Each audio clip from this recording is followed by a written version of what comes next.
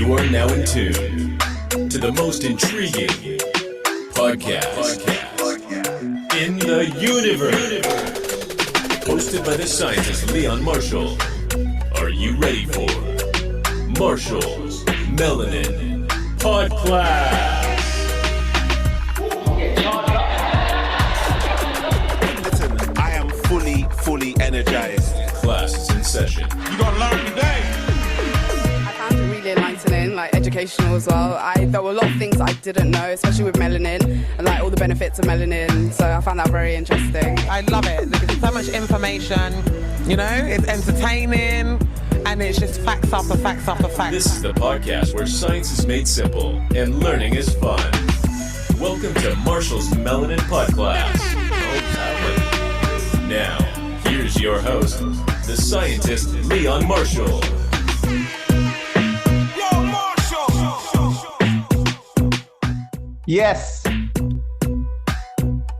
Welcome, family. My name is Leon Marshall, and you're tuned into Marshall's Melanin Podcast. Big up all the family that's in the building right now. Big up everyone that's in the chat.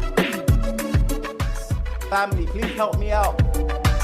Put some ones in the chat. Let me know that you can hear me clearly, family. Let me see who's in the building. Put some ones in the chat, family. Let's see who's there.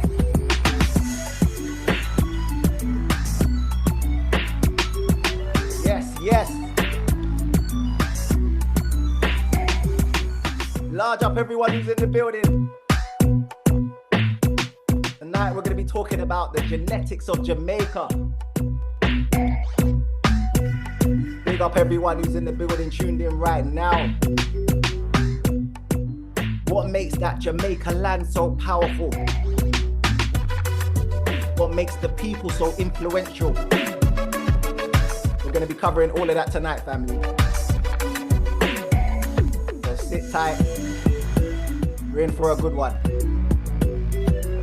As usual, later, when I open up the floor, you guys can ask your questions, make your comments, and just say what's on your melanin mind. I don't mind what you say. Just be a part of tonight's class. Now, I've created this podcast so we can all truly understand melanin once and for all. What it is and how it works. We must change the narrative around melanin if we're ever going to understand it. Changing the narrative means we need to change the language, change the way we talk about melanin, and that change happens right now. I've been to quite a few and I've heard Leon talk at other events, and as usual you do come away learning something. Listen, I am fully energized. Let's go. It's brilliant. It's just so informative, mind-blowing. It's something that, you know, it's just put me on a journey of knowing thyself. It's just fantastic.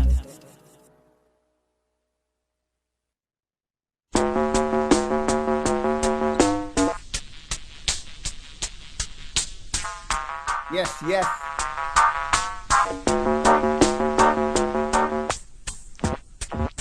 Tonight is all about the genetics of Jamaica. And first of all, we got to big up all the people that have really been helping out Jamaica since the hurricane. So large up the people that have been helping out Jamaica. I've been seeing a lot of, you know, Jamaican artists and other people, other celebrities helping out. And I know there's stories going around saying that Mbappe, the footballer, has donated 20 million to hurricane relief in Jamaica. Now, I don't know. I've seen that being posted, but I don't know if that's entirely true. I mean, it could be. I don't know.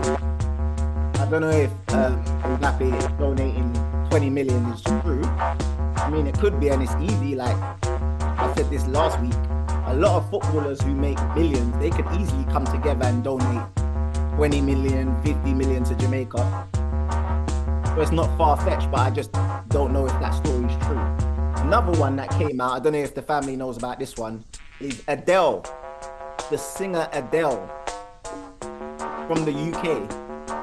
Apparently she donated 45 million or something like that, 25 or 45 million. I I don't know if that's true, family. Again, it could be. I don't know if Adele donated 45 million to Jamaica. I don't know. Not that she couldn't. She's got the money. I just don't know if that's true. Yeah. So I only go with what I know and what I've seen. And I've seen some of the superstars of Jamaica, some of the super artists of Jamaica on the front line out there in Jamaica, helping Jamaica. I don't know if you guys have seen it, but some of the superheroes of Jamaica have come out in force to help Jamaica during this time of need.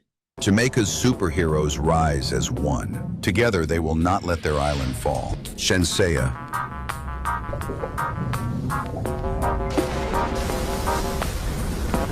Romich, Beanie Man,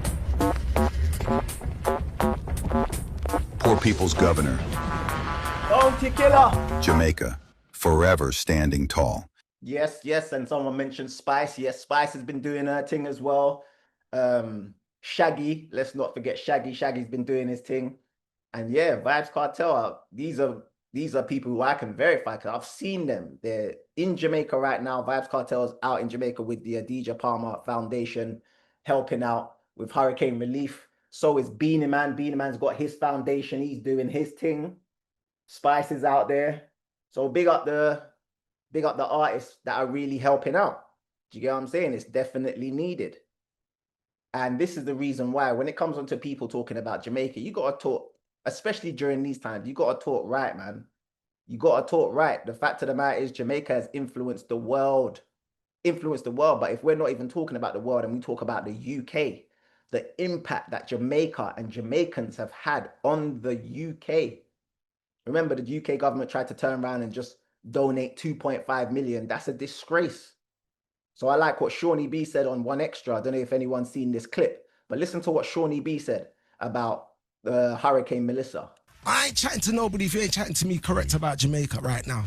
What Jamaica's given us so much. As a culture. We could never pay Jamaica back for what Jamaica's given us. So the least we could do now is, like you say, make everybody aware of what's going on in any way that people can help, whether that's with information, whether that is putting your hand in your pocket if you can, whatever it is. Whatever. Prayers, bro. Prayers are powerful, 100%. Bro. I ain't chatting to nobody if you ain't chatting to me correct about Jamaica right now. Yeah, because what you can't do is win off of Jamaica all summer long. You can't have all these great festivals going on, all these great platforms. Real talk. I don't know if you guys have noticed. Last year or last couple of years, I've been seeing all these reggae festivals. And thousands and thousands of people coming to these reggae. Who's behind them? And if it's kosher and it's us behind them, then yeah, we need to make sure that we're helping out in Jamaica right now. You're making all of this money off of Jamaican culture and putting on all these reggae festivals in the UK. Yeah, we want to hear from you right now. Do you understand? Because I don't know who's behind all these festivals, but I've been seeing them pop up everywhere. Everywhere there's some reggae festival. You know what I mean? And then when you go to the reggae festival, there's thousands of people there, and the majority of them are not Caribbean. The majority of them are not Jamaican, which is great. Everyone can enjoy the culture, but when the culture is in need, that's when we need you guys to come together and you know what I mean, show face and break bread. Right now, because what you can't do is win off of Jamaica all summer long.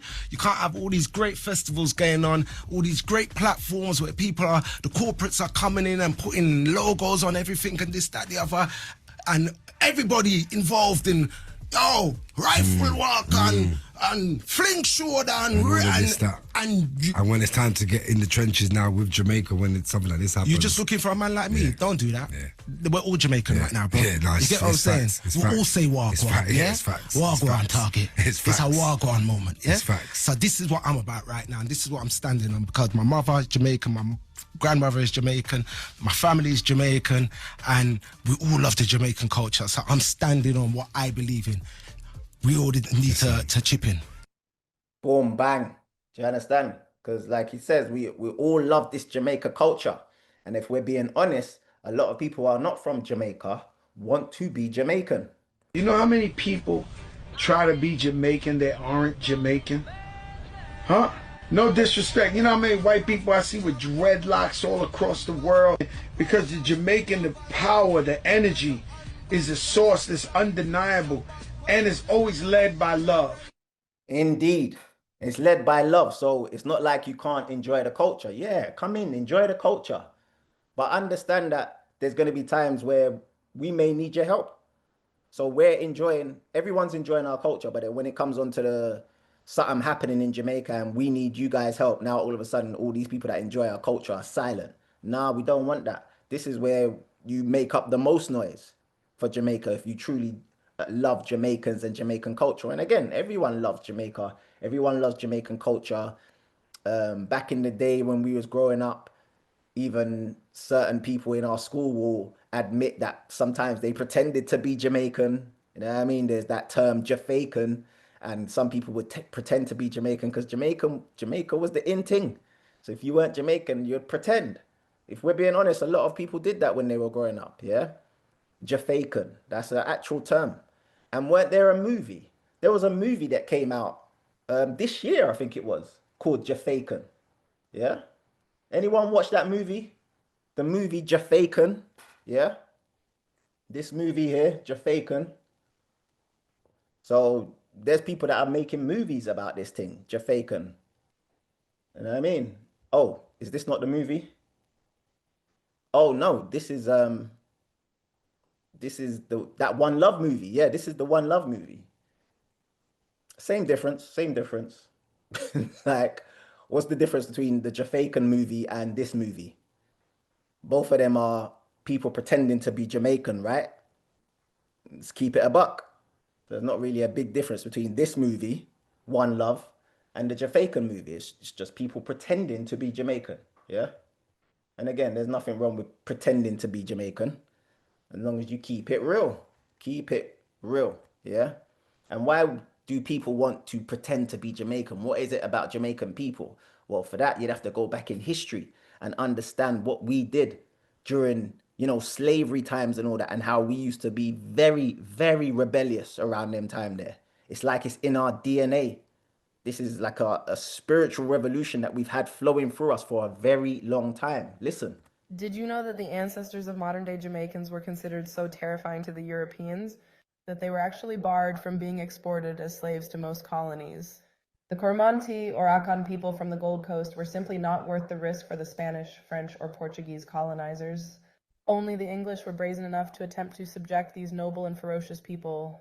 And as a result, Jamaica had the most slave rebellions of any slave colony. What about these prototypical Jamaicans caused even their descendants in our times to be renowned for their brawl and unruliness? You don't know, we're going to go back in time and reveal the origins of these giants in our exploration of the Hebrewisms of West Africa. A lot of people do not know this history. This is the history that our children need to know to understand where they come from, especially if you're from a Black, Caribbean, or Jamaican heritage. Now you can file this under shit they don't teach you in school. When slaves fought back and won. The British Empire had a big problem.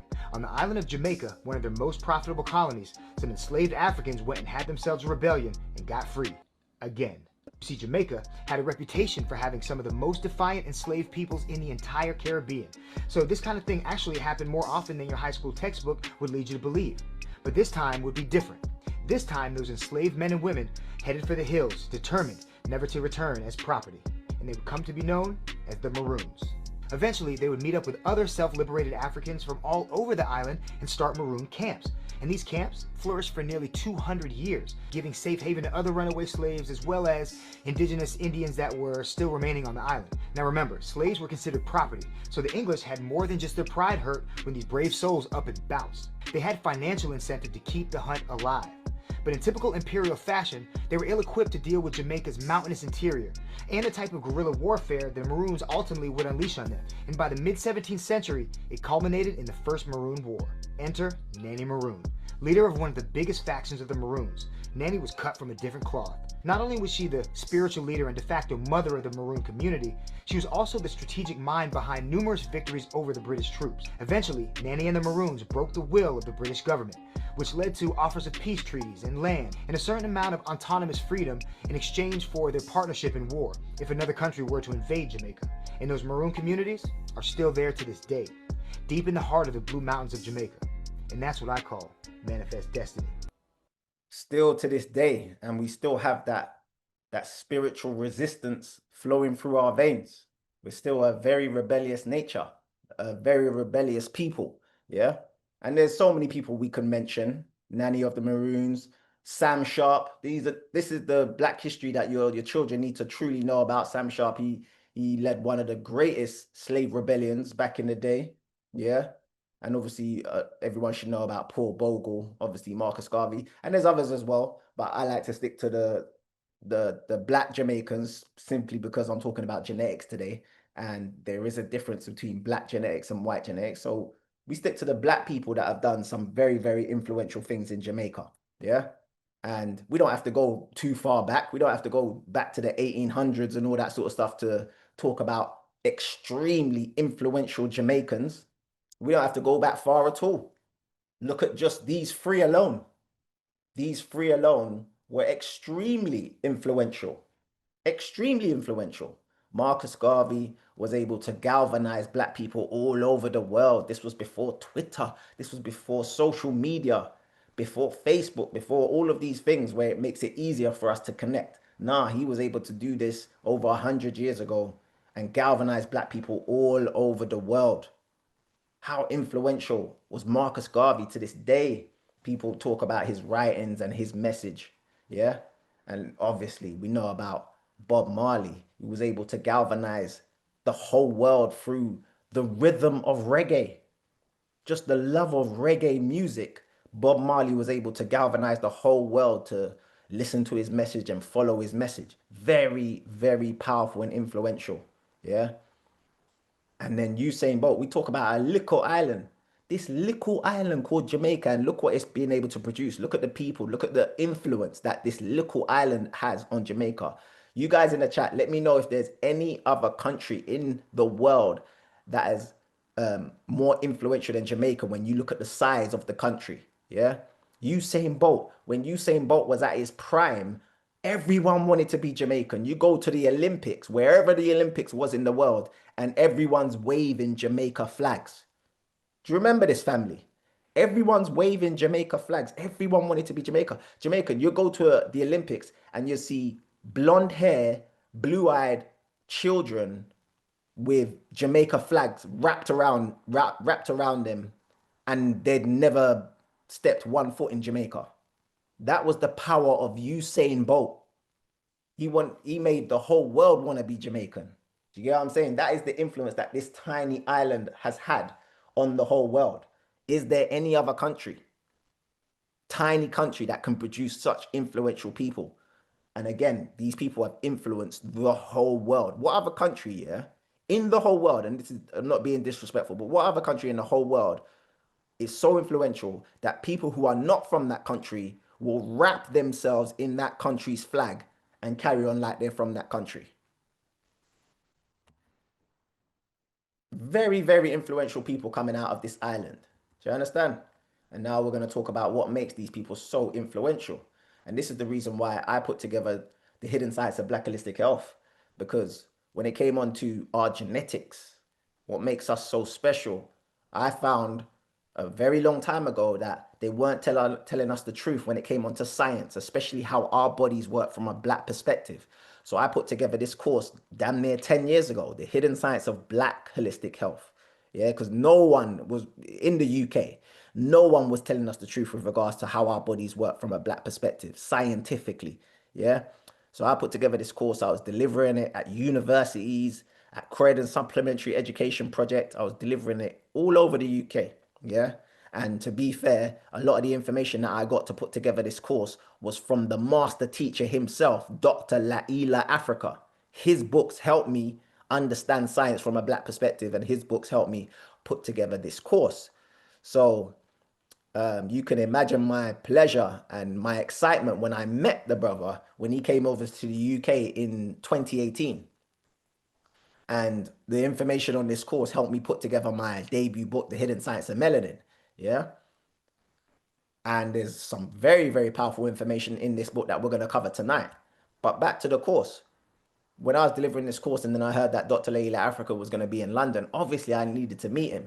And then when I met him, I told him about the course I was delivering. I told him about how his books has helped me understand science from a Black perspective. It helped me put together my Black holistic health course. When I told him, he was blown away. He was blown away. I could see it in his face. I could see it in his eyes. He was like, finally. Again, he never said this, but it was like he was saying, finally, someone's taken my work and done what they're supposed to do with my work. So when I was speaking to him, he was so excited. And people who know Dr. Leila Africa, you know he's not an animated person. He's not very animated. He doesn't get too excited about things. Do you get what I'm saying? He's very laid back and that sort of stuff. But this guy was so excited. He was like, I want to help you. Let me help you promote the course. I love what you're doing, blah, blah, blah. So he done this video promoting the course for me. And again, if you know Dr. Leila Africa, you know he does not do stuff like this. So that shows you how moved he was when I was telling him about what I'm doing with the Black Holistic Health course, what I'm doing with the Hidden Science Academy and that sort of stuff. He was like, I want to help. And I'm so glad that he did, because again, after this, he transitioned and, transitioned to the ancestral realm. But listen to what he said before he transitioned. Hello, I am Laila Africa, and I'm grateful that you're using the information in the Hidden Science book. Courses being taught. I highly recommend it. It is the source of all information you need to be a healthy person. So please take the Hidden Science of Holistic Health. So that is the master teacher, you know what I mean, giving me the cosign, promoting my course, and big up Leash saying bad course. It changed their life. Big up sis. Yeah, a lot of people done this course. When I was delivering this course before the pandemic, and I was delivering it as a physical course. So it'd be at my university, London South Bank University, or Croydon Supplementary Education Project, or Middlesex University. I was delivering it everywhere. But when the pandemic hit now, obviously I couldn't deliver it physically anymore. So it went on to become an online course. And that's where people all over the world started to complete the course online and that sort of stuff. Yeah. And for those of you who are tuned in who may not be familiar with my story, the powers that be took down my site. So they took down this course as well. And for obvious reasons. So yeah, I was delivering the course online. You know what I mean? It was helping so many people. And then the powers that be said, frig that. Let's take this down. And they started to cyber attack my website and took down this course. So I don't actually deliver this course anymore. However, all the information is in my book, The Hidden Science of Melanin. So that's the reason why I wrote that book. All the information is now in the book as opposed to me delivering a course. Yeah. And when you get the book, for those of you who have the book, big up, you will learn that there are different types of melanin. So this is an image from my book. It shows you that there's two different types of skin melanin. You've got eumelanin and pheomelanin. Eumelanin comes in black and brown. Pheomelanin comes in red and yellow. So everyone has melanin. Yeah, so that should be kind of mind-blowing for everyone. Everyone has melanin. But when people generally talk about melanin, they're generally talking about eumelanin, which is the black and brown one. Yeah. But there are other types of melanin. So you've got eumelanin, pheomelanin. That's like skin and hair and eyes and that sort of stuff. But then you've got a type called neuromelanin. The neuromelanin is the melanin that is inside of your brain, family. Neuromelanin is the melanin that's inside of your brain. Again, I break this down in my book. And this blew me away when I learned about this many, many years ago. But do you know that with regards to the neuromelanin, that neuromelanin is broken down into 12 melanated centers in your brain. So neuromelanin is actually 12 melanin clusters, 12 melanin centers in your brain. And in my book, I break down where the 12 are using imagery. And I also tell you the name of the 12. Two of the 12 you might be familiar with, especially if you're into science: substantia nigra and locus coeruleus. Those are two out of the 12 melanin centers that are in our brains. Yeah. And your neuromelanin controls everything. Your neuromelanin controls the way you talk. It controls the way you think. It controls the way you act. Do you get me? It controls the way you taste. Like it's deep stuff, family. And what's so important about the neuromelanin is that it has to be activated by sunlight going through your eyes. Yeah. Those of you who've been following me or you've done my course, you know this because this is what I teach on the course.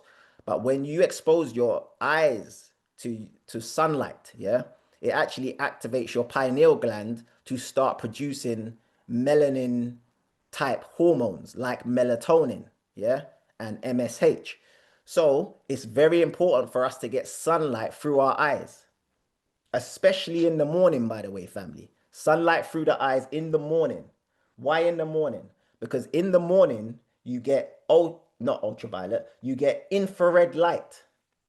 You get infrared light in the morning. So when you're out in the sun in the morning and you're getting that infrared light through your eyes, not only is infrared light good for activating your pineal gland and starting the cascade effect of melanin hormones getting released in your system, which literally ultimately results in your body producing more melanin, yeah, strengthening your melanin, all that sort of stuff. It's a process.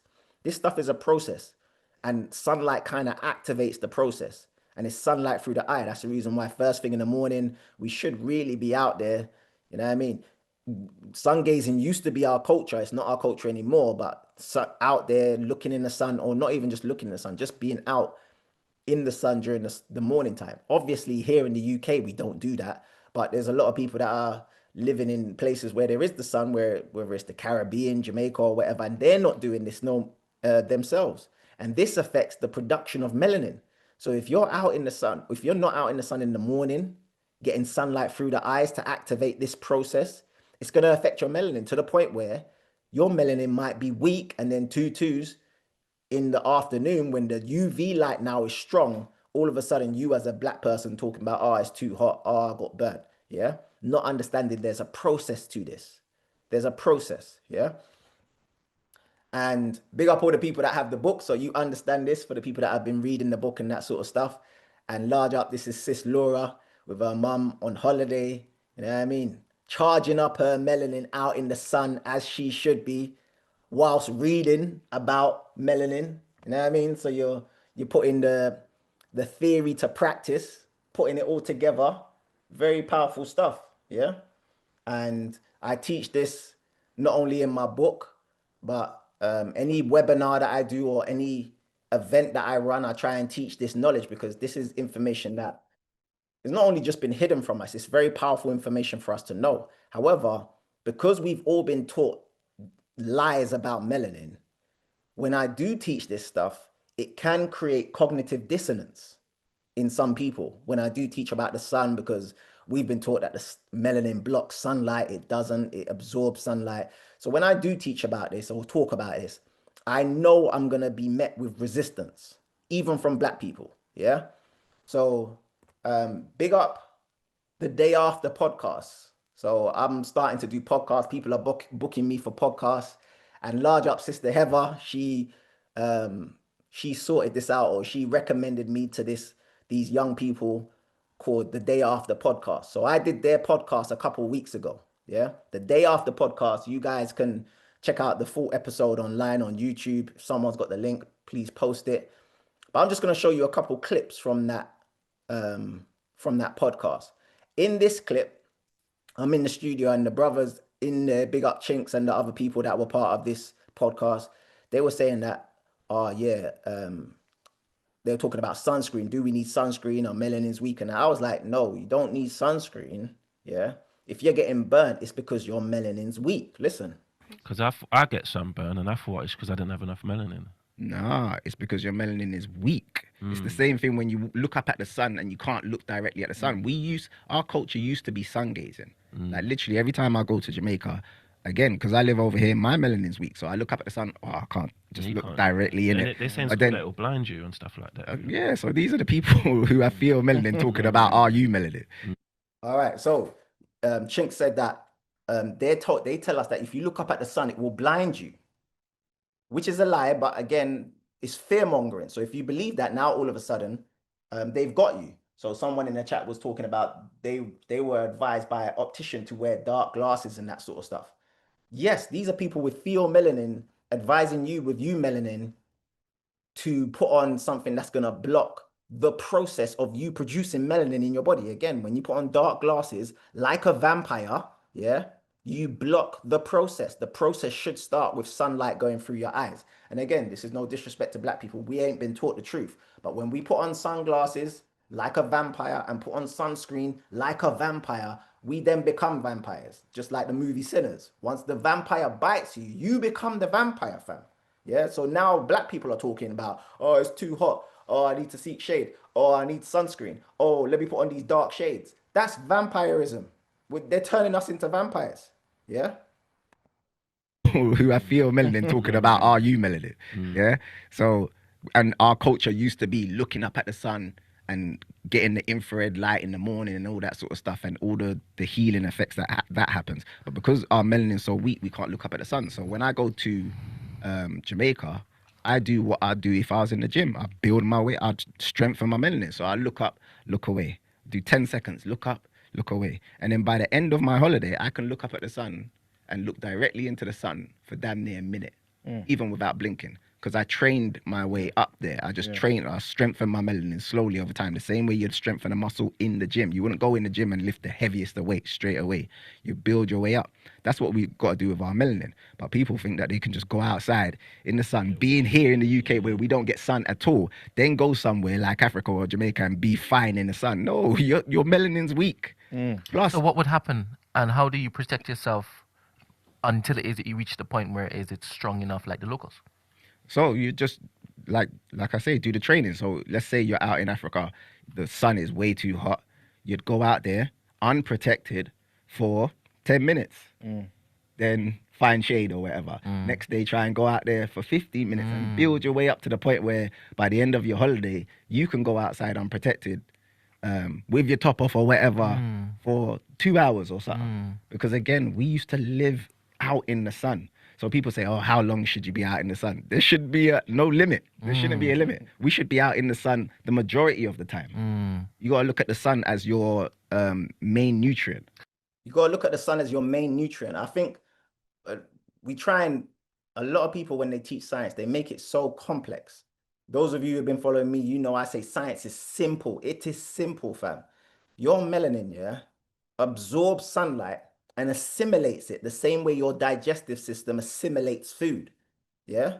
So when you're eating food, your digestive system, its main job is to assimilate that food, break down the food, extract the nutrients from the food. Yeah. And then whatever's left, whatever's, harmful, whatever's waste, then extract that and get that out of the body.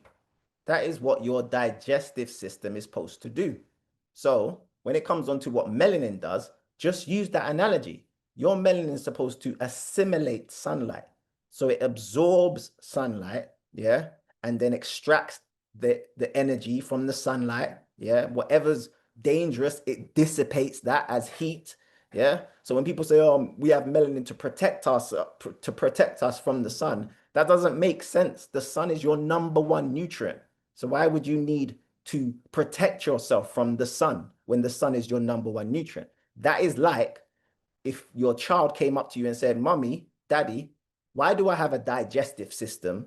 And you turned to your child and said, the reason why you have a digestive system is to protect you from food. Notice how that doesn't make any sense. But it's actually true. Your digestive system will protect you from the quote unquote harmful effects of food by extracting what's dangerous, extracting what it needs, and then trying to get excrete what's dangerous from the food. So it does kind of protect you from food. Yeah, it does actually do that. But that's not what you're going to tell your children, because you don't want them to be confused about the digestive system. So you're not going to tell your children the reason why they have a digestive system is to protect them from the harmful effects of food. That don't make sense. You're going to tell them that the reason why they have a digestive system is to assimilate food. That's what your melanin does with sunlight. It assimilates light. Yeah? This protection talk needs to end. Oh, the reason why we have melanin is to protect us from the sun, protect us from the sun. Yeah? No, melanin is your #1 nutrient. Why would you need protection from your #1? That's like telling children they need protecting from fruits and vegetables. you got a digestive system protect you from mangoes and watermelons. It don't make no sense. I'm hoping the family's starting to understand this. It makes no sense talking about protection. And think about this. When I talk about a process, one of the main processes that happen in your body when you're exposed to sunlight is the production of vitamin D. So when you're out in the sun, yeah, and again, it is a process, family. When you're out in the sun and your melanin's absorbing sunlight, in particular UVB radiation, it converts a type of cholesterol into vitamin D. It actually converts a precursor, a type of cholesterol, and that type of cholesterol actually goes through your liver and kidneys, and then your kidneys actually secrete the active form of vitamin D. Yeah, a lot of people still don't know this. This is just simple science that everyone should know.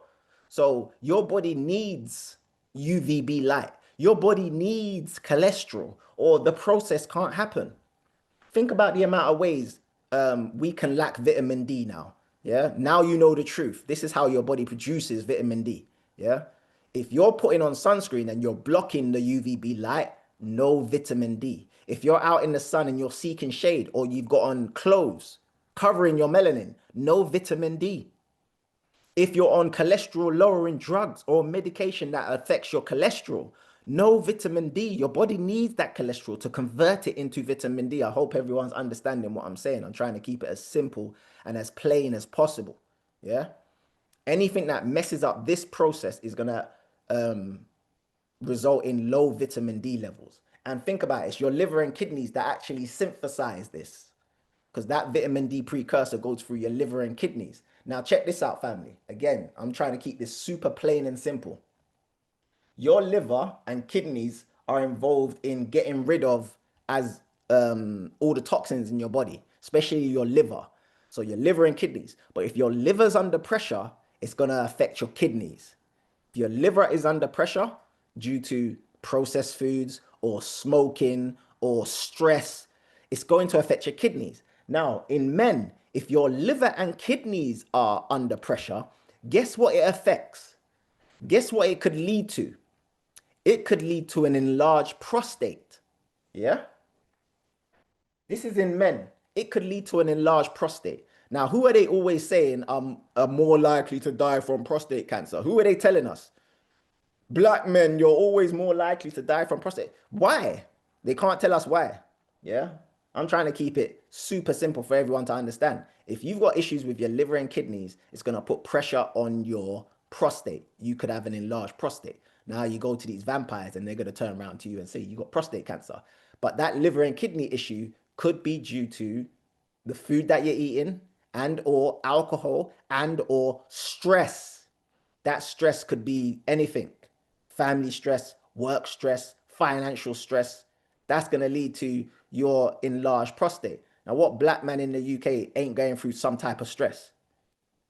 These people are going to turn around and say, black men are 4 times more likely to die from prostate cancer. We don't know why. And then if you had the sunlight would help with this, because again, when you're out in the sun, it's going to put your liver and kidneys to work. Your liver and kidneys are the organs that produce or synthesize vitamin D. I hope people are getting this, how important the sun is to our health.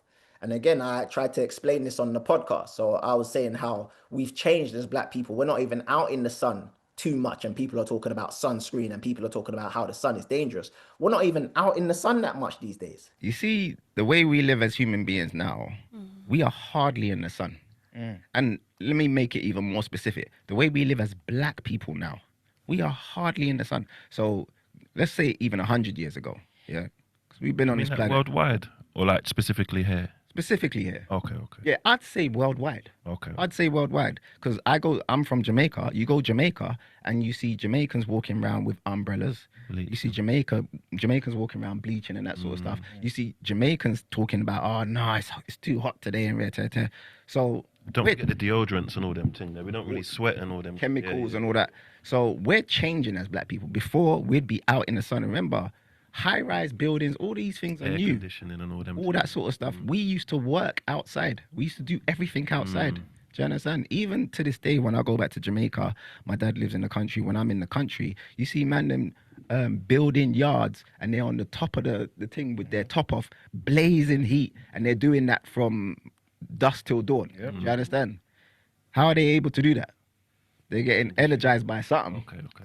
They're getting energized by something. And I don't know if people, whoever's from Jamaica, have you seen that? When you go to Jamaica, especially when you go to the country, you see man them on the top of the buildings, they're building yards and all that in the blazing sun, and they're working from like dusk till dawn and all that. What are they getting charged up by? Do you understand? If they do have a lunch break, chances are they're probably going to have, I don't know, some jerk chicken or something like that. They're not really going to have anything of sustenance. So what's giving them the energy to get through the day? What is giving them the energy to get through the day? And when I'm out in Jamaica, because one thing about when I was doing this podcast, we had callers come calling up and all that sort of stuff. Because again, when I start explaining this knowledge, it can create cognitive dissonance. And I'm very aware of that because it created cognitive dissonance in me when I was confused many years ago. And I was learning this stuff, reading Dr. Leila Africa's books. And you know what I mean? It was creating cognitive dissonance. Cognitive dissonance, for those who don't know, is like mental conflict. You've believed something your whole life and then you're met with the truth and you're like, damn, what? I don't know what to think. I don't know what to believe. Yeah. So when it comes onto this now, when I'm explaining this to people, sometimes it can create cognitive dissonance, this sort of information. Do you get what I'm saying? We are hardly in the sun, and it's very important for us to understand how important the sun is for those processes that happen in our body, like the vitamin D process, like the activation of your pineal gland and the release of melanin hormones. These are processes that are activated by the sun, yeah? But because we're not out in the sun now, it's going to affect our biochemistry. I hope people are starting to get this. And when it comes onto our biochemistry, again, this is an image from my book. This is how your body assimilates energy from its environment. These are all the ways. So the main way is from sunlight, your melanin absorbing sunlight, and then that activates processes in your body. Yeah. So again, melanin absorbs sunlight. It doesn't block sunlight. It absorbs sunlight. It assimilates sunlight energy. Yeah. But that's not the only energy we get. Obviously, through breathing that fresh air, especially if you're in Jamaica, that fresh air that you're breathing in, you're getting oxygen. Every cell in your body needs oxygen to stay alive. You're getting powerful oxygen. So that's another way we get energy from our environment and assimilate this energy, electromagnetic energy. And obviously from the sun as well, the sun-fired foods, which one of my master teachers, Dr. Leila Africa, talks about sun-fired foods. That's your fruits and vegetables, which are charged up by the sun. Yeah. High in pigments. This is what's great for your melanin. Your melanin is a pigment. Yeah. So the pigmented foods, especially the darker pigmented foods, like your blues and your black grapes and berries, blackberries, blueberries, they're high in a pigment called anthocyanin. Anthocyanin is like the melanin version of the plant pigment. Yeah. All of these different colors, red, orange, yellow, green, blue, indigo, violet, all of these different colors represent different frequencies that your melanin needs. You gotta understand, all of these colors come from the sun. The sun emits red, orange, yellow, green, blue, indigo, violet. So when you see that in fruits and vegetables, like one of my master teachers, Dr. Aris Lafam said, he said that these fruits that you're seeing with all these different colors, they're like droplets of sunlight. So indirectly, that's your way of assimilating sunlight by consuming the fruits and vegetables. And then for the spiritually inclined, which I hope is everyone tuned in right now, the spiritually inclined, you can get energy assimilation directly from the cosmos, from your ancestors and all that sort of stuff. So this, and then let's not forget grounding or earthing. So you can get electromagnetic energy. You can assimilate energy through your feet just by being on soil or sand. Yeah. These are all the ways your melanated body assimilates the energy around it. This electromagnetic energy. Yeah. Very powerful information. And if you assimilate all of this energy, family, in the right way, you're going to be feeling super. You're going to be feeling charged up. So charged up that if you was to then do something with all of that energy, it might make you seem like you're on a next level. it might make you seem very, very super. Getting charged up by the sun, getting charged up by the land. You could potentially become the fastest human being on the planet. Potentially, you could become the fastest human being on the planet. Or getting all of that energy, it could charge you up in a different way. Either way, you're getting charged up by this electromagnetic energy that your melanin is absorbing, yeah?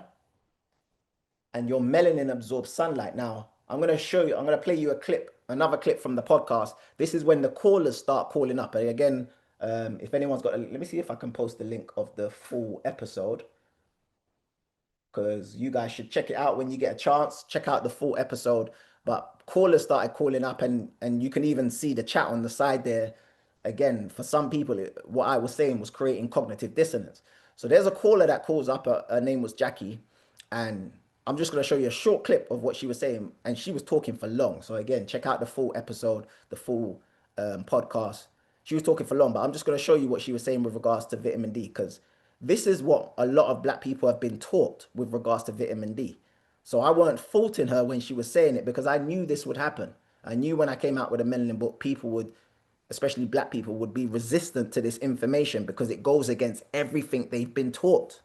And also, I don't think vitamin D is absorbed well from the sun with melanated people. I think the more melanin you have, the less likely you are to absorb it. However, we get it from our diet. And as you said, our diet was very rich in other things, to where we're missing out from somewhere else. Like now, we're not getting any of the nutrients from our diets. The potatoes isn't giving you nutrients. Broccoli that you eat once or twice of your chicken isn't giving you much. We had a much richer diet that allowed us to absorb vitamin D. But I'm just trying to confirm, but I do think melanin we don't get it as much from the sun as we think we do. All right, so she said she don't believe black people get vitamin D from the sun because, I don't know if you guys caught, because she says that melanin blocks sunlight, which is what we've all been taught. So if we've all been taught that melanin blocks sunlight, obviously you're going to say what she's saying. We don't get a lot of vitamin D from the sun because our melanin blocks it. Yeah. So she's being taught what everyone else is being taught. So that's the reason why she believes that it must be from the food then, because we're not getting it from the sun. It must be from the food. And she kind of contradicts herself, because then she says that the food is depleted in nutrients, which is what I said on the show. I was like, the food these days is very depleted of nutrients, even from 50 years ago. If you're eating a mango today, it's not gonna be the same as a mango 50 years ago. People in the chat are talking about seeded grapes. If you're eating seeded grapes today, if you can find them, it's not gonna be the same as seeded grapes 50 years ago, 100 years ago, because the soil has changed. Yeah, agriculture has changed. The crops have changed. Yeah, so she's saying she doesn't believe that we get vitamin D from the sun, and she's saying that we absorb it. By the way, family, we don't absorb vitamin D. Again, I've just told you how your body creates it. Your body creates it by absorbing sunlight, and then once your melanin absorbs the sunlight, it activates a process inside of you. A process inside of you. And again, a lot of us, when it comes onto this thing, we feel like we're confused when we're not. Every single one of us were taught about photosynthesis at school. Photosynthesis is how the plants live. When the plants absorb sunlight, a chemical reaction happens inside of them that results in glucose. And that chemical reaction is called photosynthesis. In human beings, in you and me, when we absorb sunlight, there's a chemical reaction that happens internally that results in vitamin D. Yeah. So it's a process, and sunlight activates that process. But again, if you haven't been taught this, it can create cognitive dissonance. So she believes that we absorb sunlight and we absorb it from food. But I'm just trying to confirm, but I do think melanin we don't get it as much from the sun as we think we do. See, this is the reason why my book is so important. Thank you. Because I can hear, when black people talk, I can hear where they get their information from. You understand? So when it comes on to vitamin D, I can ask the caller, what does vitamin D do in the body? What's the main thing that they tell us vitamin D does in the body with regards to, if I said with regards to calcium? Stronger bones. Oh, doesn't Don't help. Allows you to absorb the calcium. It allows you to absorb more calcium in order for you to have stronger bones. So the easiest way to know if someone's got high vitamin D is they've got really strong bones. You know the easiest way to find out if someone's got strong bones? Yeah? Look at sport. Sport is the only thing or the main thing that puts your bone density under the most pressure, yeah, the most stress, yeah. Your skeletal system is under the most stress when you're running and jumping, especially jumping. I hope the family gets that, because again, I like to keep science super simple, yeah? So they always say, oh, black people, you're low on vitamin D, black people are low on vitamin D. You now know why, or some of the reasons why you may be low on vitamin D. You may be low on vitamin D because you're on medication. Anything that affects your cholesterol is going to affect your vitamin D. You may be low on vitamin D because you're putting on sunscreen, or you don't like the sun, you're not out there enough, yeah? Or you drink alcohol and eat processed foods, so your liver and kidneys are under pressure. These are all the ways that you can have low vitamin D, yeah? Your low vitamin D is not because of your melanin. Understand that, family. Your low vitamin D is not because your melanin absorbs sunlight, it doesn't block it. So your melanin literally does the opposite of what these vampires tell us our melanin does, yeah? And again, if this is your first time hearing this, it can create cognitive dissonance. And unfortunately, it did in this caller. So she's saying that I believe we absorb vitamin D from food, which is totally scientifically incorrect. Yeah. But because the science says that vitamin D, when the body does produce vitamin D, it helps us absorb more calcium, therefore stronger bones. Then the easiest way to know if someone's got high vitamin D, do they have strong bones? And like I said in the clip, the easiest way to find out if someone's got strong bones, can they run fast on jump high? Because nothing on this planet puts your skeletal system under more pressure. In other words, nothing tests how strong your bones are more than running and jumping. Sport is the only thing or the main thing that puts your bone density under the most pressure, yeah, the most stress, yeah. Your skeletal system is under the most stress when you're running and jumping, especially jumping, yeah. So if you want to know who has the highest vitamin D levels in the world, who can jump the highest and run the fastest? Because you can't have weak bones and be athletic. You can't. But where's that from? But where's that? Is that how are we to know that it's from the sunlight as opposed to their diet? All right, so here's what happens. Because again, no disrespect to the caller. If you guys watch the full clip, I was explaining to the caller, I can hear your confusion because I was once where you were. The reason why I can tell when black people talk, I can tell how confused they are about science. I can tell what they've learned with regards to melanin. I've read every melanin book. Do you get what I'm saying? I was so confused with regards to science. I was so confused when it comes to life. So when black people talk, I can hear their confusion because I was there. So I weren't disrespecting the sis by saying that she's confused, because I told her, I've been where you were. That's the reason why I went through my journey. It's the reason why I had to learn what I had to learn. You see what I'm saying? But she's saying, oh, how do you know it's due to the sun? How do you know that it's due to the sun? Who can jump the highest and run the fastest? Because you can't have weak bones and be athletic. You can't. But where's that from? But where's that? Is that how are we to know that it's from the sunlight as opposed to their diet? I apologize. I don't disagree that we have vitamin D, but I think also it's from our diet. So if we both agree that black people have the highest vitamin D because we're the most athletic, we can jump the highest and run the fastest. What you're saying is I don't know if I'm tired these days. Nothing vitamin D has a contribution to it, so I don't know. No, however, but the science is vitamin D allows you to absorb more calcium. That's the science. So if we're saying that black people can run the fastest and jump the highest, therefore have the highest amount of vitamin D, where are we getting that vitamin D from? The foods that we're eating. I would say our food. Yeah. Our food is the richest. If you compare it to anyone in the land, the Caribbean, if you look at the equator, our food is rich because of the arable land and how many different foods we then produce. As opposed to going to England, what do they produce naturally? So when it comes onto the food, because I speak about this in my book. When it comes onto the food, yeah, Usain Bolt, when he was tearing down the track and breaking all of these records, yeah, Usain Bolt from Jamaica, who grew up in Jamaica, grew up on the land, yeah, when they asked him, what do you eat? Can everyone remember what he said? Now, let me just pause it there. Can everyone remember? Because it wasn't that long ago. I'm talking about Usain Bolt at his peak, 2008, the Olympics and all that sort of stuff, when he was breaking all of these world records and all that sort of stuff.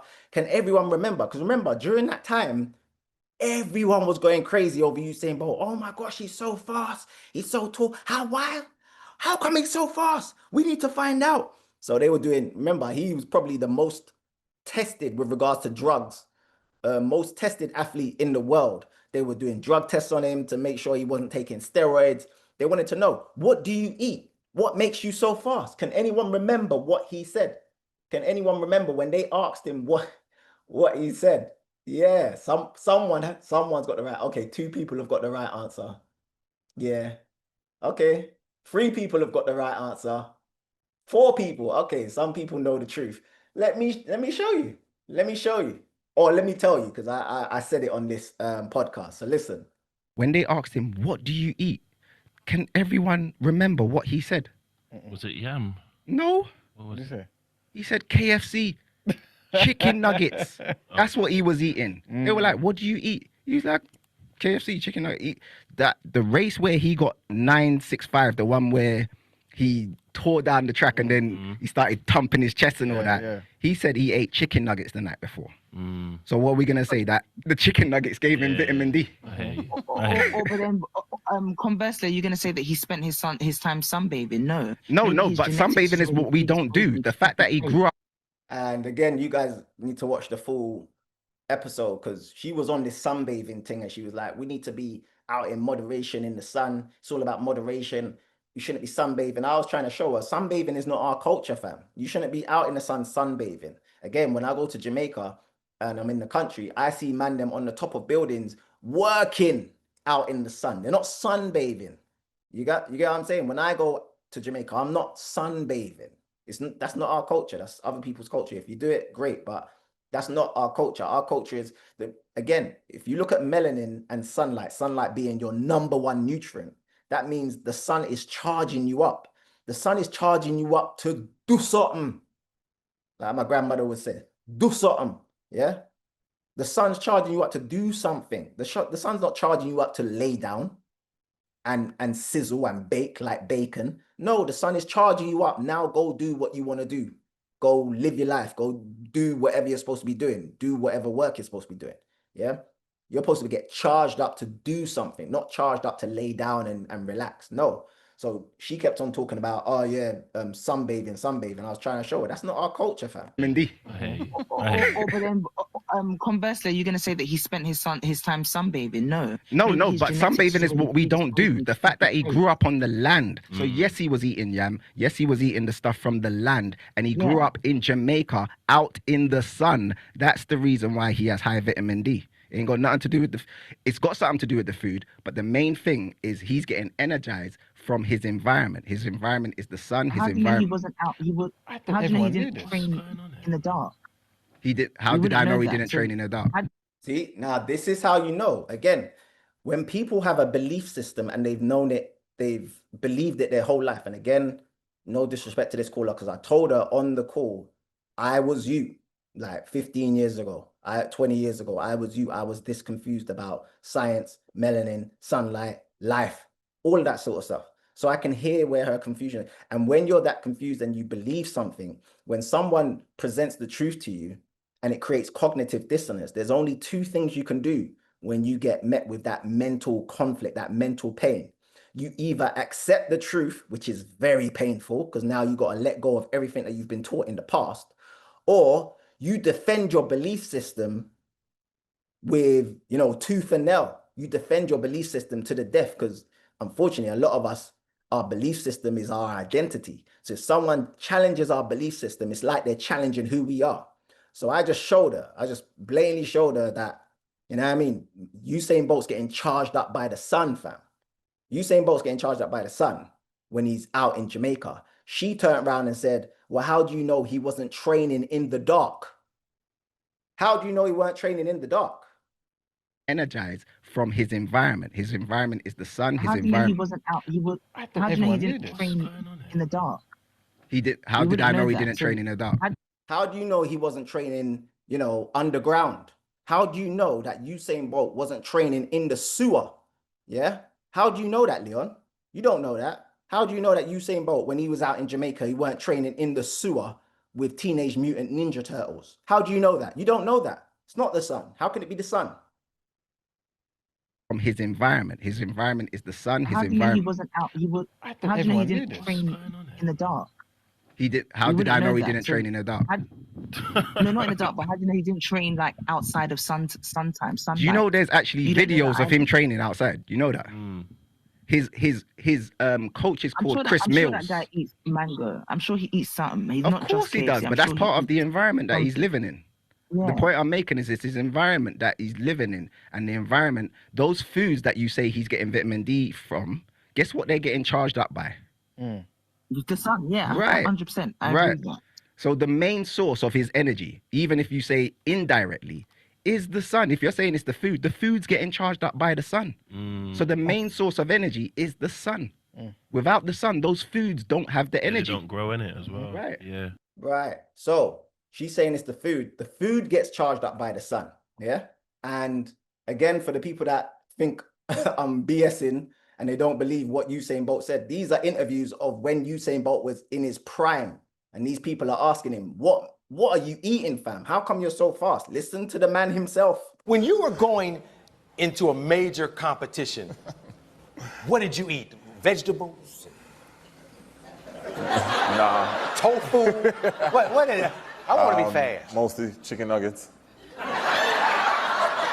I was just making sure I had the right food because there was you're in China, so you don't want to eat anything you don't know. So I make sure I had nuggets. I know nuggets, yeah. I know, it works. Really? Stick to what works. The McDonald's people are really happy right now. And Arsenio Hall says the McDonald's people, but when he says chicken nuggets, he's talking KFC chicken nuggets because in Jamaica, there's no McDonald's.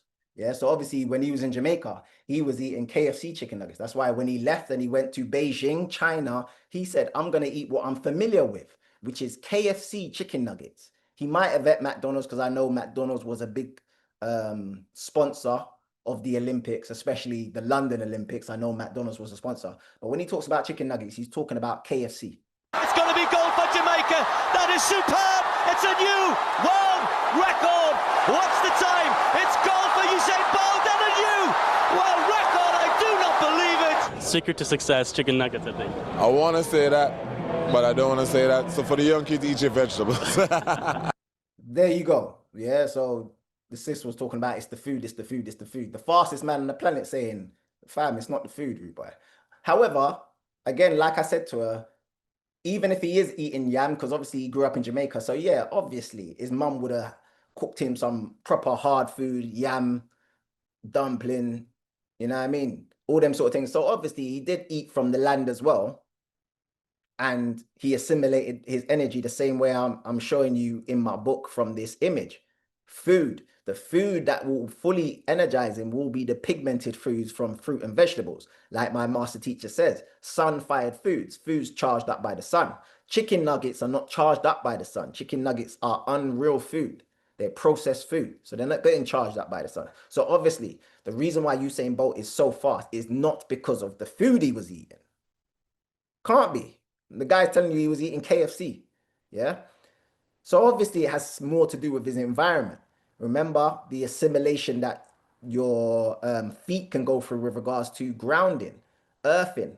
The best way to ground and earth is on the beach, on sand. Soil is good, sand is better. Yeah? And this is the environment that Usain Bolt grew up in. Sunlight, fresh air, you know what I mean? Fruits and vegetables that are being charged up by the sun, and then the land giving you that electromagnetic energy as well. So now you're starting to understand the genetics of Jamaica and why Usain Bolt was so fast. Ain't got nothing to do with chicken nuggets, fam, or KFC. That just shows you how powerful our genetics are, to the point where we can mess up our genetics and still be the fastest human being on the planet. Damn near take crack cocaine and still be the fastest human being on the planet. You see what I'm saying?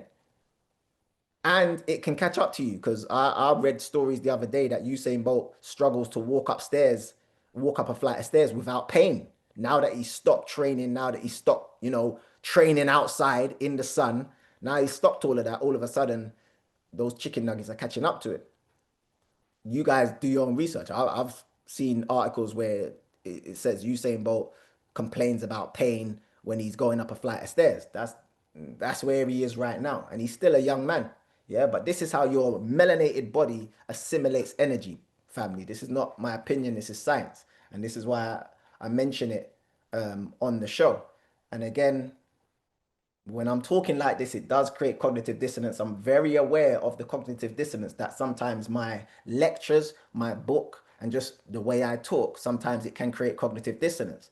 So again, it wasn't surprising me how this caller was talking, how this lady was talking. It was surprising the people in the studio though.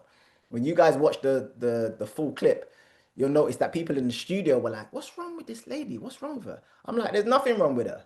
There's nothing wrong with her." That's how she's talking is how most black people think with regards to melanin. Melanin blocks sunlight, therefore we need sunscreen, therefore we need vitamin D supplementation, therefore. This is how we've been taught about melanin. Yeah. So I know sometimes you're gonna be met with that resistance. Listen.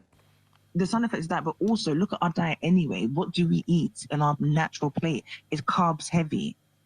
So, for example, if a Ghanaian is eating spinach stew, first of all, it's not even spinach, but they literally just boil it, soak it, and then mash it up in the pasta metal, and that's it. This is the point I was making from earlier. I don't know if you've been listening from the start, but I said the reason why we have issues with the sun ain't got nothing to do with the sun. Do you understand? So it's the diet, and then the sun reveals what's going on. So people are in the chat are saying, well, what about people in the Caribbean? They got hypertension, they got this, they got that. Diet. Yes, because of the diet. When I go Jamaica, guess what everyone's eating? The same thing Usain Bolt was eating. KFC, fam. You go KFC on Friday, it's like a dance. It's like a rave. It's ram. You know what? I said this before. I used to work in the hospital. I used to take people to their hospital appointments all the time. And there's certain ethnic groups that have certain ailments. And it's not hereditary. It's the diet that's hereditary. It's full of black and brown people on dialysis and stuff like this because of what they eat. I don't understand what all the pushback And is. it's a new thing.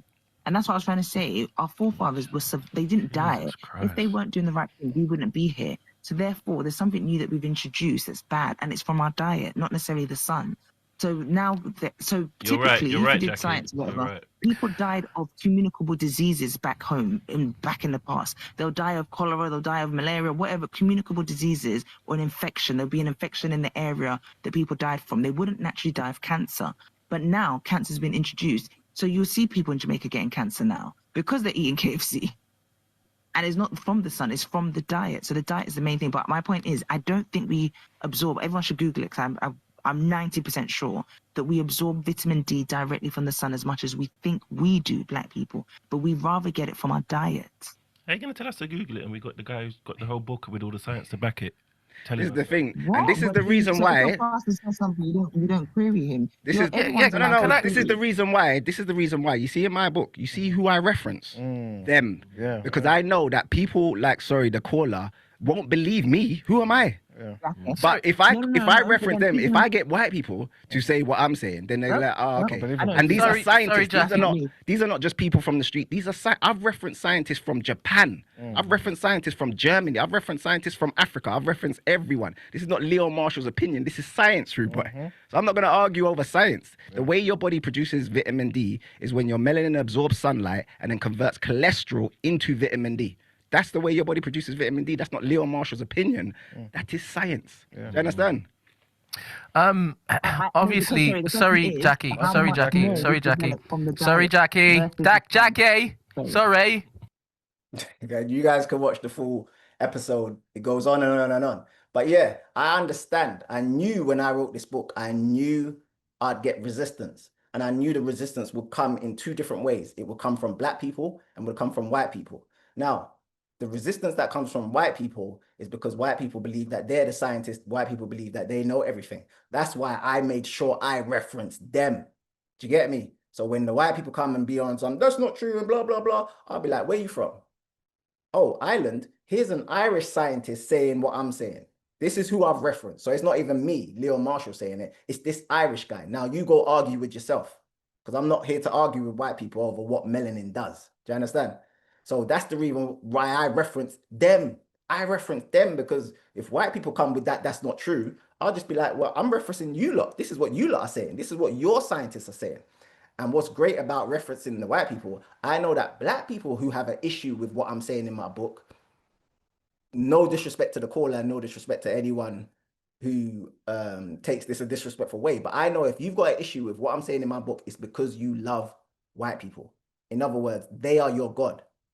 You've got a white Jesus, you probably pray to a white Jesus, or you believe people in white coats, you believe doctors, you believe nurses, you believe people, white people in authority. So if you believe white people in authority and you're saying, Leo Marshall, that's not true, guess who I'm going to turn to? The white people in authority and say, here's who I've referenced. I've referenced those white people who you love. Now that's going to stop your argument. So I always know, I knew when I wrote this book, I'd get resistance from black people and white people. The white people, they're big on this science thing. So I got to make sure I dot all my I's and cross all my T's. So they can't talk about, no, that's not true. And then the black people, I'll just say, well, this is from a white person. And that's what gets them. This is from a white person. Boom. And that duns that argument.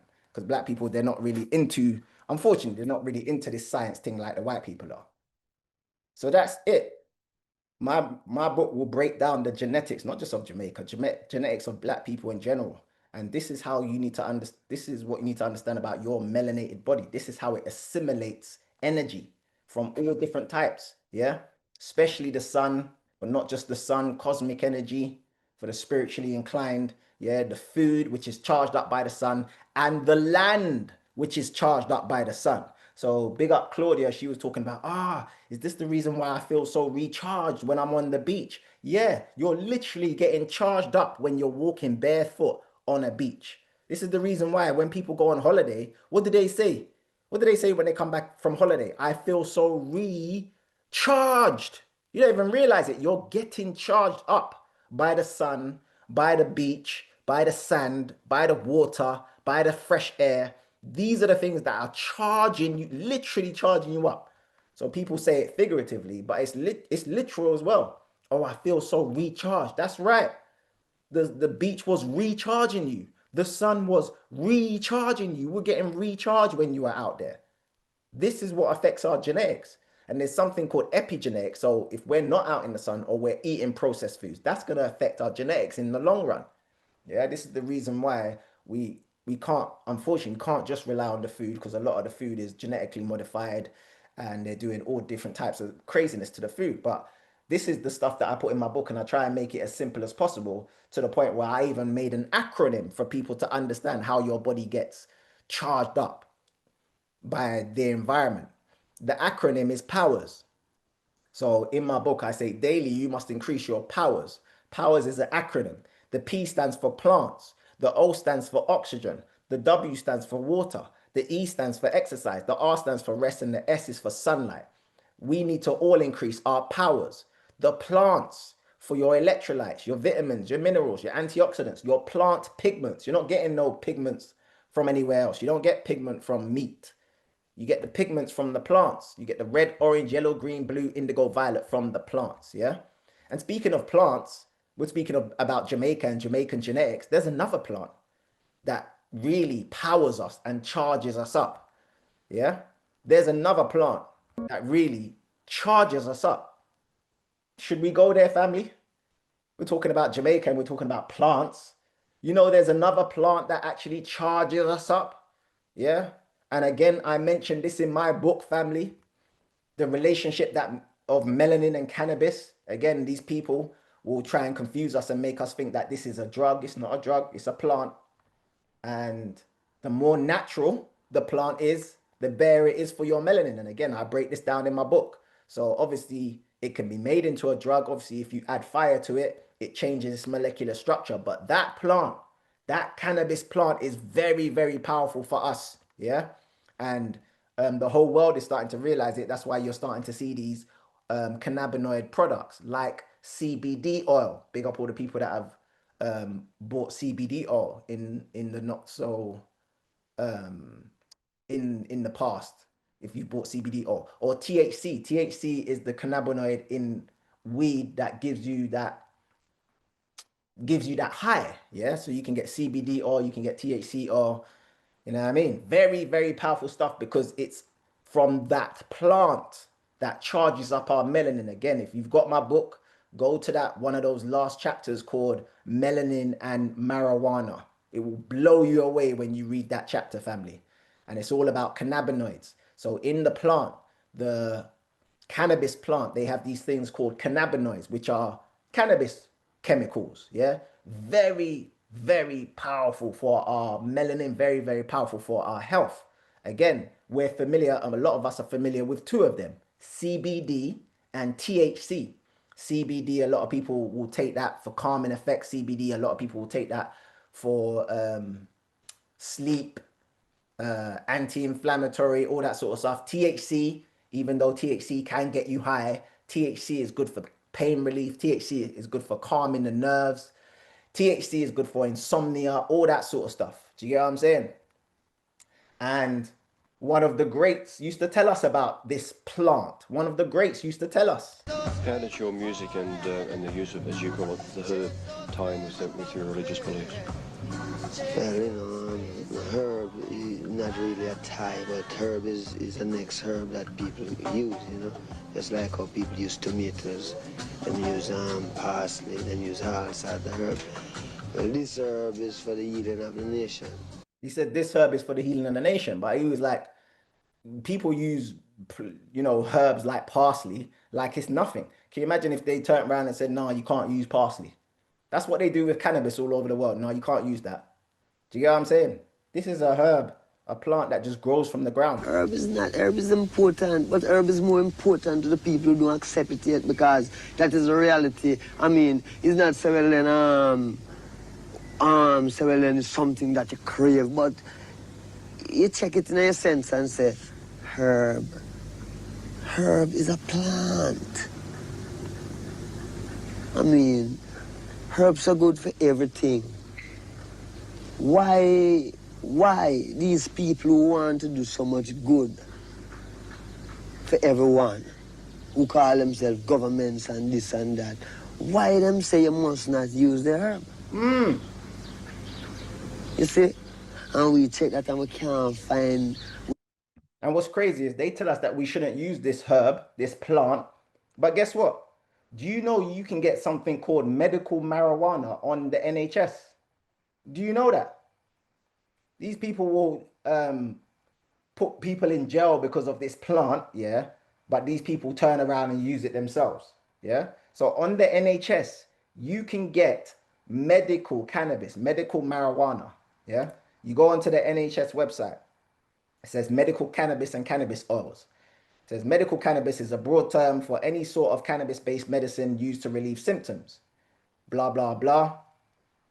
He says in many places it can be illegal and potentially dangerous. It's illegal. So look, on the page it says it's illegal and dangerous. However, next, if you scroll down, it says, can I get prescription for medical cannabis? Very few people in England are likely to get an NHS prescription for medical cannabis. Currently, it is only likely to be prescribed for the following conditions: children and adults with rare severe forms of epilepsy, adults with vomiting or nausea caused by chemotherapy, people with muscle stiffness and spasms caused by multiple sclerosis. So guess what? They've just proven how powerful cannabis is, and they just showed you what it's good for. So for those of you who think, oh, what can I use the cannabis oil for? Epilepsy, chemotherapy, recovering from cancer treatment, muscle stiffness, arthritis, them thing there, and multiple sclerosis. So they're bleeding. I always say they always put the truth in plain sight. They're blatantly telling you how powerful the cannabis oil is and what it can be used for. And I'm not saying I sell one, but if I did sell a cannabis oil, it would be the most powerful on the market. You know, you get what I'm saying? So again, I'm not, because I know the powers that be, they're probably listening. Me, Leo Marshall, I don't sell cannabis oil. But if I did, it would be the most powerful cannabis oil on the market. That's all I'm saying, family. That's all I'm saying. All right, let me open up the floor so you guys can ask your questions, make your comments. You get me? So raise your hand if you've got a question or a comment. Raise your hand. There's 2 questions in the Q&A. So raise your hand, family, if you want to go live. So this question says, how do we strengthen melanin in the UK?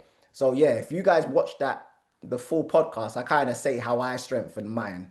I say with regards to looking up in the sun, I do this I train my melanin the same way I train like a muscle in the gym. So when I'm in the gym, if I'm weak, I pick up light weights and train my way up.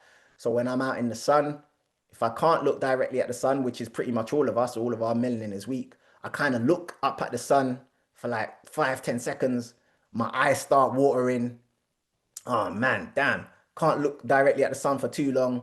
I look away for 10 seconds, look back for 10 seconds. So I was doing that as training.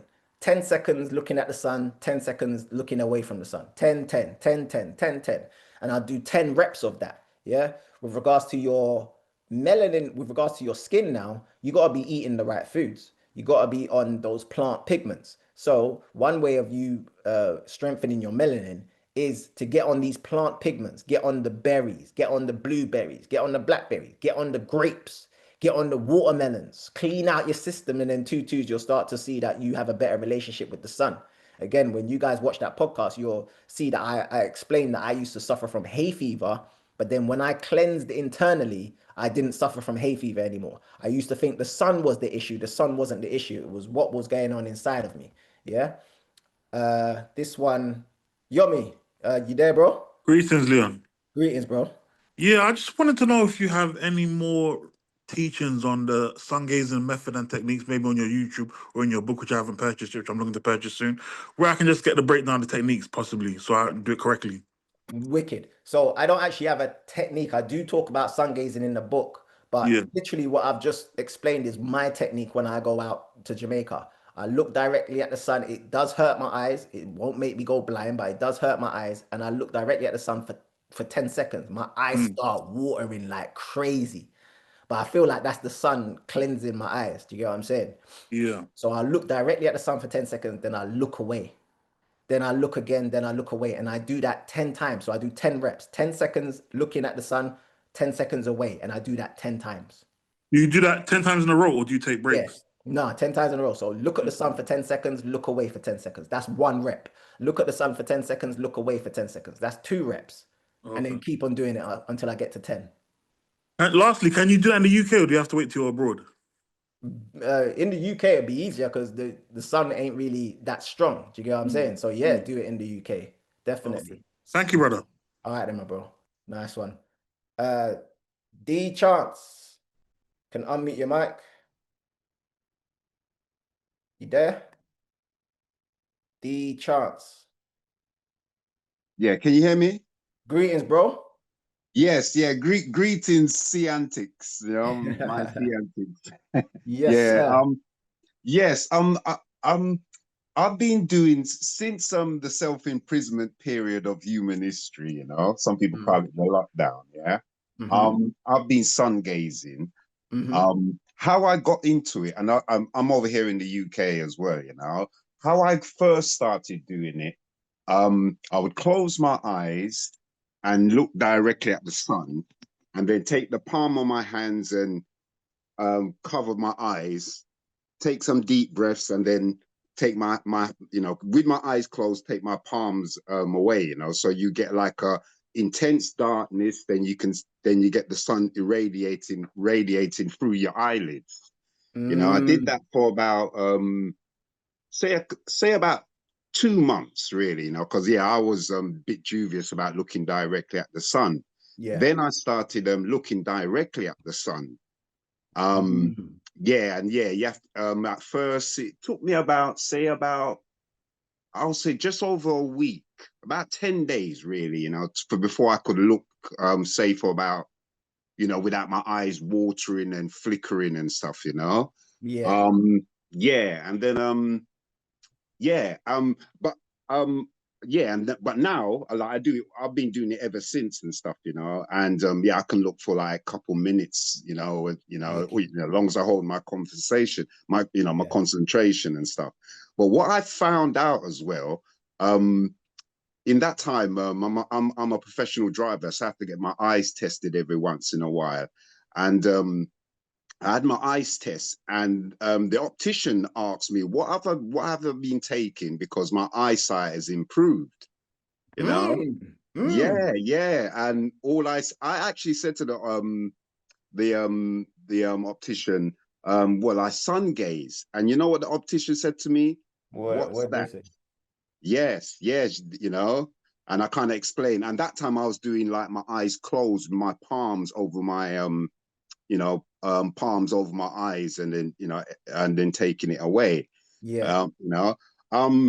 I've got to, and this wasn't a long time doing this, right? Certain times, like depends on the time of day, time of morning. Yeah, 'cause I don't do it before, no later than like 11 o'clock. Yeah. But I've noticed like the earlier I do it, when I look away, and say if I look into a dark section, like on a fence or garden fence or something, you can I actually see the color spectrum depending on the time of the morning, from the red, orange, yellow, green. Yeah. Yes, yeah. So That's yeah, powerful. but as I said, I've been doing it, like for a good couple of years now anyway, and yeah, I do notice the different phases of the color spectrum as it goes through, as the sun rises, Yeah. and when I think back, I've always, like, I always used to, as a youth, always used to be able to could see the sunset, and that was in North London, and I Yeah. was always fascinated by just staring into it, So, the ancestors was kind of directing me that way from even before I get any sense, you could say, Yeah, exactly. But yeah, Yeah. that's a great way of doing it, bro. Like eyes closed. And to be fair, I think I used to do that back in the day where you just close your eyes and look directly at the sun and you see red. So that's the Yes. infrared. Yeah. Mhm. So for the Yeah. people who, because a lot of people are in the chat are saying, yeah, but my optician is saying that, it causes cataracts if I look directly at the sun and blah, blah, blah. And someone mentioned about looking directly at the sun at 12 noon. 12 noon is when the sun is brightest, when it's right Yeah. above you. Yeah. You want to be doing sun gazing before 12 noon. You want to be doing sun gazing when the sun is rising. Yeah. Yeah. Well, once it's risen, it's at its most powerful state. And like I said at the beginning of this podcast, your eyes, your melanin in your eyes absorb sunlight in the morning to activate a process, and that process leads to more production of melanin. So come afternoon time now, your body, your melanin is more prepared to absorb the UV light. But if you don't absorb the sunlight in the morning, then yeah, it can lead to that afternoon sunlight being too bright for your eyes. And then, but that what you've said with regards to closing your eyes and looking directly at the sun, I believe that you still get benefits doing it that way. So that's a really good way, bro.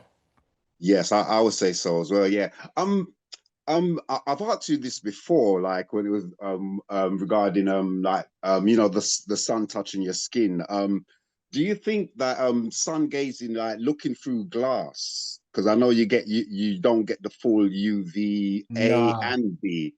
Yeah, you'd have nah. to be directly outside, innit, really, to Directly get. outside because the glass kind of refracts the light, so you don't really get to properly absorb the UV light. So you can't really be doing it through glass. Yes, yeah. 'Cause I remember we've had this. I've asked you this question before. Yeah, but yeah, it's good to for the those on the podcast. Yeah, to Yeah. point that out as well. Yeah, see antics Bless up, always King. enlightening every time, man. I need you on my radio show. Especially Oh man, invite me, bro. I'm ready, bro. I'm ready. yeah. Yeah. I want to assist you in your target for getting the 200 men for Yes, your next please. event. So I'm gonna send you. I'm gonna contact you because this has to be soon. All right. Say no more, bro. Say no more. Yes, I. Bless up. All right, Latif, you can unmute your mic. Thank you. And how are you doing, by the way, Leon? I'm good, bro. How are you? I'm grateful. Excellent. I wanted to ask a question to D Charts because I was very intrigued about the controlled method being used regarding the sun gazing. Because when I first heard about the colors and all that sort of stuff, I was kind of intrigued by about the time of the days. So D Charts, the question I wanted to ask was, if I've pronounced your name correctly, do you see certain colors? Did you observe certain colors at certain times of the day? Chancellor D, do you want to come back up? D Chance, Just raise your hand. Yeah, just quickly, just answer that question for the brother, please. Yes, yeah. Yes, yeah. What I find I have to do to see the colors, like the different colors, you have to kind of like hold your focus and hold your concentration, and I kind of breathe with it, do a big, long, deep breath, hold it for a couple of seconds, and but all the same time, try and keep my eyes still, and you will actually see. Well, I actually see the different colors and stuff. Yeah, and it's not like it's sun colors, so it's like they're all got a kind of brightness to it, but you do see like the the yellow, you have to get the red, you have to get red is sunrise in it, so yeah, you have to get up certain times, but no, you will see, I see it, and I notice it's at different times when I'm doing it, so, and the times kind of match the color spectrum, like the sequence, the Roy big, red, orange, yellow, blue, indigo, violet, and stuff like that, yeah. So Big up. yeah, bless up, Leon. All right, bless up. Was anything else, bro? No, that was it. All Thank right, you nice very one, much, brother. both. Bless up, bless up. All right, Prophet Newton. Prophet Newton, you can unmute your mic. Yeah, blessed love. Blessed. Give thanks, honorable. Yes, give thanks for the reasoning, it was very put forth. Great, and as I say, I have to comment you upon the kidney and the liver, conversation where you touch upon. Yeah. Your reasoning there to open up the melanin pathway. That's right. Which is very great, and I enjoy the conversation there, so we give thanks. But the sun gazing is a very important thing, and I do, as them just call it sun gazing because people look forward to the sun from ancient time right up until this time. We always move with the sun. That's right. So even though we in this country and we might say no sun not shining during October, November, December, January, but the sun always peep out somewhere at some time. So if we can catch it when it peep out, whenever time it peep out, then we collect something from it at that time, because it's when it come with it, we have to give thanks. That's it, exactly. Honorable. Give thanks. That's exactly it. Any little sun that we do get, we should be giving thanks, and we should be trying to get out there and absorbing it. Most naturally. So, that's my put forth in the reason there. So give thanks. All right, give thanks, Prophet Newton. Give thanks. All right, family. That's it for now. I'm going to lower everyone's hands. Big up everyone that's tuned in. Just want to let you know, let the family know about some events that we got coming up. We got some very, very powerful events, family. Definitely want to see you guys at some of the events. Chancellor D was talking about the Black Men's Health event that we've got coming up. Family, we need you all at this event. And I'm talking men and women. Obviously, it's the hidden sides of Black Men's Health. Women, bring your partners, bring your fathers, bring your uncles, bring your brothers, bring your nephews, your sons, whatever. We need over 200 men, at least over 200 men at this event. It should be 400. When we done the hidden sides of Black Women's Health, we got over 400. I know we ain't gonna get over 400 unless, everyone pushes this event and explains to their family members or friends how important this event is. The hidden sides of Black Men's Health, Saturday the 22nd of November, at the Radisson Red Hotel, family. Don't want to miss this very, very powerful event. Get your tickets for this event. If this is your first time tuning into the podcast, we do this each and every week. Make sure you sign up to our private WhatsApp group. So just put the link in there. Sign up to the private WhatsApp group so you guys know when we're delivering webinars or courses or events and that sort of stuff. Another thing that we do is the Wellness is Wealth. We do this on a weekly basis. This is on Wednesdays. where we cover every aspect of wellness, whether it's nutrition, holistic, spirituality, even financial wellness. Do you get what I'm saying? We cover everything on this one. Every week we have a special guest. We've got some very powerful special guests coming up. We've got Dr. Amsu coming up very soon.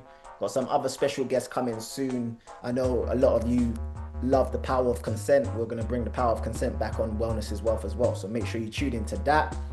Next year, family, we've got some powerful events. The Hidden Science of Black Hair. We're doing this in collaboration with Return to Your Roots. Very exclusive event, Saturday the 4th of April 2026 at the Legacy Centre, the Legacy Centre of Excellence.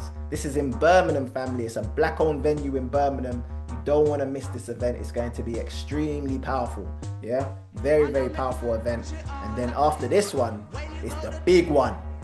The big one, family. The Hidden Science of Reggae. We are going there.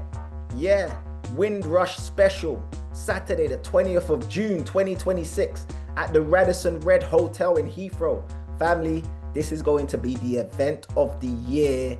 Mark my words. The event of the year, mark my words. And for those of you who've been following the Hidden Science Academy, you know when we do these big events, we make them into weekenders. So we're going to be doing the Reggae Weekender.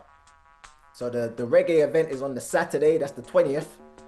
For those of you who book a room, which I highly recommend you book a room for the Reggae Weekender. When you book a room at this 5-star hotel, you get the hotel facilities, obviously spa, luxury spa, gym, all that sort of stuff. Plus, you'll be with us on the Friday night, peer vibes, food, all that sort of stuff. Then, obviously, entry to the event on the Saturday, then the after party. I can't even tell you who's going to be at the after party. Not yet. The after party is going to be an absolute madness, family. You don't want to come to the after party and then go home. You're going to want to go back to your room. So Reggae Weekender, make sure you guys start booking your rooms. They're now available for the Reggae Weekender. Yeah, book your rooms. You can get a twin room. You can get a single occupancy room. You know what I mean? You don't want to miss this event, family. It's going to be mad. And for those of you who want to know what we're going to cover at the event, these are the things. How reggae has influenced all popular music genres in the UK. We're going to cover that. The untold story of Bob Marley in London. We're going to cover that. Remember when Bob Marley survived that assassination attempt at one of his concerts in Jamaica? Where did he go to live in exile? In London. We're going to be revealing that story at this event, the Hidden Science of Reggae. Very powerful story. Yeah. Why Jamaican cultural appropriation is on the rise. Oh my gosh, you go on social media and everyone's just appropriating Jamaican culture. We're gonna break down why that's happening. Yeah. The deliberate erasure of Caribbean culture on TV. Family, wait until we break that down. It's gonna blow you away, family. And then these things as well. Why they've always feared the Rastafarian movement. Oh my gosh. How roots reggae became the soundtrack for a spiritual revolution. Jeez. Why melanin resonates with reggae and what sounds activate it. What is it? Is it the bass? Is it the melody? What is it about reggae that activates melanin? We're going to talk about the secret power of low bass frequencies. Family, that's going to blow you away. And then Windrush, the true story that they don't want you to know. We're going to reveal everything. I said this last week, I'll say it again. This is going to be the most historically accurate event with regards to Windrush the UK has ever seen. Watch when we break this down. Robin Walker, the Black History Man, is going to be talking. Andrew Mohammed, the investigator. Myself, Leo Marshall, the scientist, and some very, very special guests that we can't even reveal yet. They're going to blow you away. By the way, the host is going to be Leo Mohammed. From the Real McCoy fame, Leo Mohammed. So very powerful event. Get your tickets for that. If you're looking to do the Weekender, obviously the Weekender includes the ticket for the event, so you get it all inclusive. If you're not looking to do the Weekender, then you just get your tickets for the Hidden Science of Reggae. That's the Saturday on the 20th of June 2026. Family, mark my words, it's going to be the most talked about event in the UK ever. Yeah. So big up everyone that stayed right to the end. If this is your first time on Marshall's MELANIN Podcast, we do this each and every week, family. So please, please, please join us next week. Tell a friend to tell a friend, tell a friend. This is the most powerful podcast in the world. You have tuned into the most powerful podcast in the world, family. Hope you learned something. Hope to see you guys next week. Hope to see a lot of you at the Black Men's Health event. Take care, family. One love. Genius. Where does the powerful genetics of Jamaican people come from? Does it come from the resourceful land, the blazing sun, or the tasty food? I'm not trying to be rude. I'm just trying to keep it plain. What makes Jamaicans so fast? I don't know. Ask Usain. My name is Leon Marshall, and that concludes the end of this podcast. Thank you everyone for being a part of this. You're a part of history, trust me. And just remember, be the light you seek. Just shine, man. More light, more love, more life. One. Thanks for listening to Marshall's Melanin Podclass. If you like this episode, share it with your friends and family. To watch previous episodes, search Marshall's Melanin Podclass on YouTube. And if you're on Instagram, follow the scientist at Leon Marshall Online. Tune in next week for another explosive episode. And remember, keep shining.